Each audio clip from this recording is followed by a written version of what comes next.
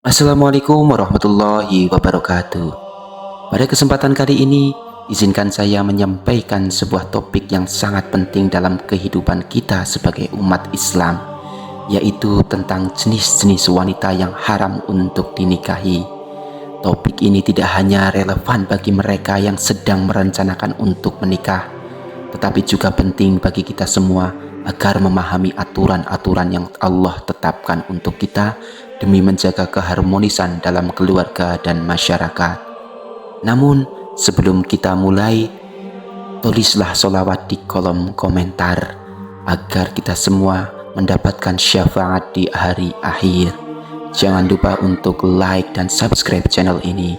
Saya doakan semoga panjang umur, sehat selalu, bahagia dunia akhirat, dan kaya raya. Menikah dalam Islam adalah sebuah ibadah yang sangat dianjurkan. Rasulullah SAW bersabda, "Nikah itu adalah sunnahku. Barang siapa yang tidak mengamalkan sunnahku, maka dia bukan dari golonganku." Namun, meskipun menikah adalah sebuah ibadah, ada aturan-aturan tertentu yang harus kita patuhi, termasuk larangan-larangan terhadap jenis wanita yang tidak boleh dinikahi. Larangan ini bukan hanya tanpa alasan, melainkan didasarkan pada hikmah dan kebijaksanaan yang mendalam, yang jika dipahami dengan baik akan menjaga kita dari berbagai fitnah dan keburukan. Yang pertama, golongan yang tidak boleh kita nikahi adalah jenis wanita mahram. Dalam Islam ada konsep yang dikenal sebagai mahram. Mahram adalah individu yang memiliki hubungan kekerabatan yang sangat dekat sehingga haram untuk dinikahi. Allah Subhanahu wa Ta'ala berfirman dalam surat An-Nisa ayat 23, "Diharamkan atas kamu menikahi ibu-ibumu, anak-anak perempuanmu, saudara-saudara perempuanmu, saudara-saudara perempuan ayahmu, saudara-saudara perempuan ibumu, anak-anak perempuan dari saudara-saudaramu yang laki-laki, anak-anak perempuan dari saudara-saudaramu yang perempuan, ibu-ibumu yang menyusui kamu, saudara-saudara perempuan sepersusuan, ibu-ibu istrimu atau mertua, anak-anak tiri perempuan yang berada dalam pemeliharaan dari istri yang telah kamu campuri. Tetapi jika kamu belum campur dengan istrimu dan sudah kamu ceraikan, maka tidak berdosa menikahinya, dan diharamkan bagimu istri-istri anak kandungmu atau menantu perempuanmu, dan diharamkan juga bagimu mengumpulkan dalam pernikahan dua perempuan yang bersaudara, kecuali telah terjadi pada masa lampau.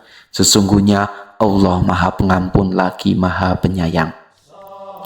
Di dalam ayat tersebut, Allah Subhanahu wa Ta'ala dengan jelas mengharamkan beberapa golongan wanita yang tidak boleh dinikahi oleh seorang pria muslim.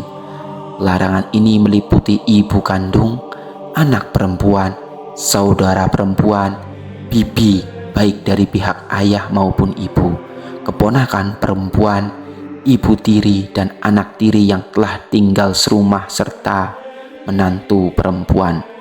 Larangan-larangan ini mencakup semua wanita yang memiliki hubungan darah atau sepersusuan yang dekat, di mana pernikahan di antara mereka dianggap sebagai hal yang tidak diperbolehkan dalam Islam.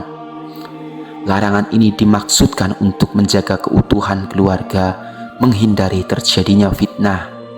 Hubungan antara mahram adalah hubungan yang seharusnya dipenuhi dengan kasih sayang dan perlindungan, bukan hanya hasrat seksual atau pernikahan.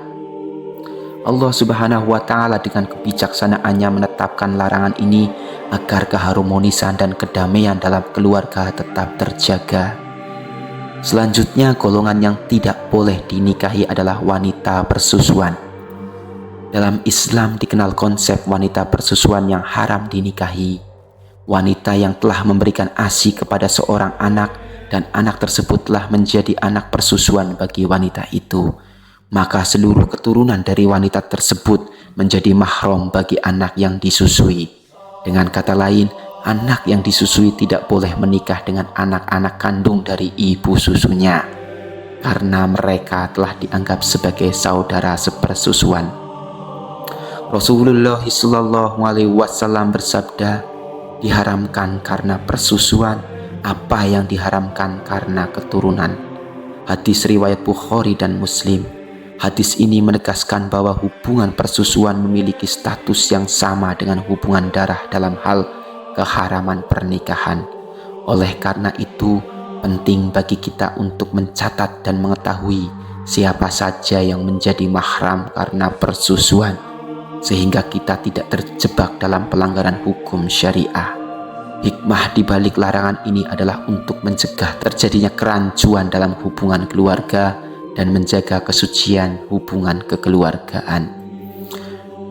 Dalam masyarakat yang sering kali tinggal berdekatan dan memiliki hubungan erat satu sama lain, keturunan ini membantu mencegah potensi konflik dan fitnah yang dapat timbul jika terjadi pernikahan antara mereka yang telah memiliki ikatan persusuan. Selanjutnya adalah golongan yang tidak boleh diajak menikah atau haram dinikahi adalah wanita musyrik dan kafir. Islam melarang seorang pria muslim untuk menikahi wanita musyrik dan kafir, yaitu wanita yang tidak mempercayai Allah Subhanahu wa Ta'ala sebagai Tuhan yang esa dan tidak mengikuti ajaran agama Islam. Allah Subhanahu wa Ta'ala berfirman dalam surat Al-Baqarah ayat 221, dan janganlah kamu menikahi wanita-wanita musyrik sebelum mereka beriman. Sesungguhnya wanita budak yang mukmin itu lebih baik daripada wanita musyrik, walaupun dia menarik hatimu. Dan janganlah kamu menikahkan orang-orang musyrik dengan wanita-wanita mukmin sebelum mereka beriman. Sesungguhnya budak yang mukmin jauh lebih baik daripada orang yang musyrik, walaupun dia menarik hatimu. Mereka mengajak ke neraka, sedangkan Allah mengajak ke surga dan ampunannya dengan atas izinnya. Dan Allah menerangkan ayat-ayatnya kepada manusia supaya mereka mengambil setiap pelajaran. Larangan ini sangat jelas, di mana pernikahan dengan wanita musyrik dianggap haram karena dikhawatirkan akan mempengaruhi keimanan dan ketakwaan seorang muslim. Wanita musyrik mungkin akan mengajak suaminya untuk menyembah selain Allah dan meninggalkan ajaran Islam. Hal ini tentu akan menimbulkan bahaya besar bagi kehidupan agama dan keselamatan akhirat seorang muslim. Namun, Islam memberikan pengecualian bagi wanita ahli kitab, yakni wanita Yahudi dan Nasrani yang masih menjalankan ajaran kitab mereka yang masih asli. Seorang muslim diperbolehkan menikahi wanita dari kalangan ahli kitab dengan syarat wanita tersebut tidak memusuhi Islam dan sang pria tetap bisa menjaga keimanannya serta mengarahkan keluarganya pada ajaran Islam. Akan tetapi pernikahan ini pun tetap mengandung risiko yang harus diperhatikan dengan baik, karena perbedaan keyakinan yang mendasar bisa menjadi sumber konflik dalam rumah tangga. Yang keempat, golongan yang haram untuk dinikahi adalah wanita yang sedang dalam masa iddah. Selain itu, dalam Islam juga dilarang menikah wanita yang sedang dalam masa iddah. Masa iddah adalah masa tunggu yang harus dijalani oleh seorang wanita setelah bercerai atau ditinggal mati oleh suaminya, sebelum ia diperbolehkan menikah lagi.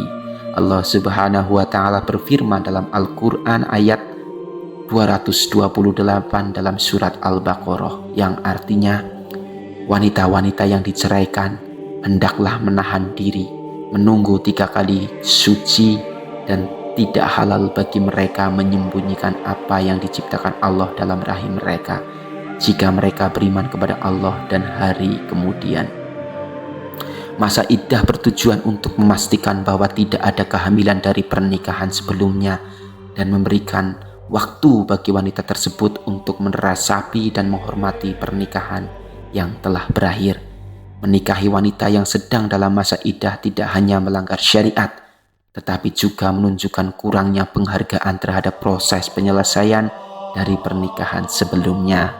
Selain itu, masa iddah juga memberikan kesempatan bagi wanita untuk merenung dan mempersiapkan diri secara emosional sebelum memasuki pernikahan baru. Oleh karena itu, menikahi wanita yang masih dalam masa iddah sangat dilarang dalam Islam, dan pernikahan tersebut tidak syah di mata syariah. Yang kelima, wanita yang tidak boleh dinikahi adalah wanita yang sudah punya suami orang lain. Islam juga dengan tegas melarang seorang pria untuk menikahi wanita yang masih bersuamikan orang lain. Pernikahan adalah ikatan suci yang menghubungkan seorang pria dan wanita dalam satu ikatan keluarga. Mengganggu atau merusak ikatan tersebut dengan mencoba menikahi wanita yang sudah bersuami adalah tindakan yang sangat cela dan buruk sekali dan dilarang dalam ajaran Islam. Hal ini tidak hanya melanggar hak suami dari wanita tersebut, juga merusak fondasi keluarga yang dibangun atas dasar kepercayaan dan kesetiaan. Dalam masyarakat yang bermoral dan beradab, menghormati ikatan pernikahan orang lain adalah suatu keharusan. Pernikahan adalah amanah yang harus dijaga, dan oleh karena itu segala bentuk upaya untuk merusak ikatan pernikahan orang lain adalah tindakan yang haram dan bertentangan dengan ajaran Islam. Yang terakhir, wanita yang tidak boleh dinikahi adalah wanita yang menikah dengan cara tidak sah. Penting untuk dipahami bahwa dalam Islam hanya mengakui pernikahan yang dilakukan dengan cara-cara yang sah sesuai syariat. Jika seorang pria atau wanita yang menikah dengan cara yang tidak sah, seperti menikah siri tanpa wali atau saksi, atau tanpa memenuhi rukun dan syarat pernikahan dalam Islam, maka pernikahan tersebut dianggap tidak sah. Oke, hadirin yang dirahmati Allah Subhanahu wa Ta'ala, memahami dan mematuhi larangan-larangan ini adalah bagian dari upaya kita menjaga kesucian dan kehormatan pernikahan dalam Islam. Setiap aturan yang Allah Subhanahu wa Ta'ala tetapkan pasti mengandung hikmah yang mendalam. Dan dengan mematuhi aturan-aturan ini, kita berharap bisa membangun rumah tangga yang syakinah, mawaddah, dan warahmah. Mari kita senantiasa berusaha untuk selalu berada di jalan yang diridhoi Allah, termasuk dalam urusan pernikahan, serta kita bisa meraih kebahagiaan dunia akhirat. Akhirul kalam, demikianlah yang bisa saya sampaikan. Semoga Allah Subhanahu wa Ta'ala senantiasa memberikan petunjuk dan hidayah kepada kita semua dalam menjalani kehidupan ini. Terima kasih bagi para penonton dan pendengar setia yang telah mensubscribe channel ini. Saya doakan semoga sehat selalu, panjang umur, bahagia dunia akhirat, dan kaya raya. Billahi taufiq wal hidayah. Wassalamualaikum warahmatullahi wabarakatuh.